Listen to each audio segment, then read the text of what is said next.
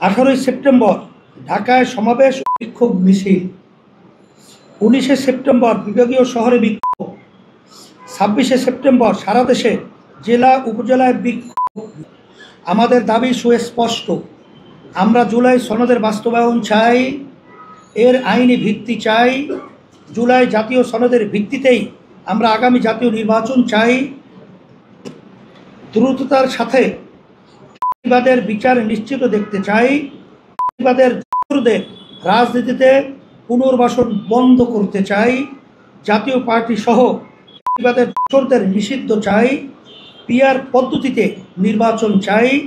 আমাদের অবস্থান কোনো দলের বিরুদ্ধে না, বরং জুলাই অভ্যুত্থানের জীবনের প্রতি দায়বদ্ধতা থেকেই আমাদের এই অবস্থান।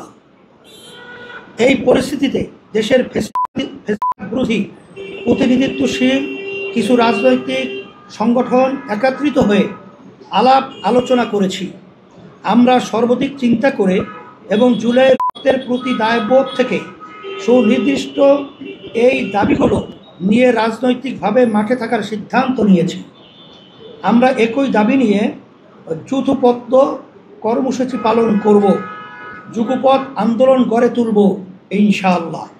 দাবি আদায় না হওয়া পর্যন্ত আমরা ধারাবাহিক কর্মসূচি পালন করব এবং ক্রমান্বয়ে কর্মসূচি কঠোর থেকে কঠোরতর হবে।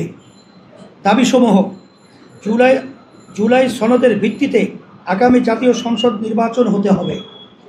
2. নির্বাচন পিআর পদ্ধতিতে হতে হবে। 3. সুষ্ঠু নির্বাচনের জন্য লেভেল প্লেইং ফিল্ড নিশ্চিত করতে হবে। 4. গণহত্যার বিচার দৃশ্যমান হতে হবে। 5. বিশেষ ট্রাইব্যুনালে ভারতীয় তাবেদার ও ফ্যাসিবাদের জাতীয় পার্টি এবং 14 দলের বিচার করতে হবে এবং বিচার চলাকালীন তাদের কার্যক্রম নিষিদ্ধ করতে হবে।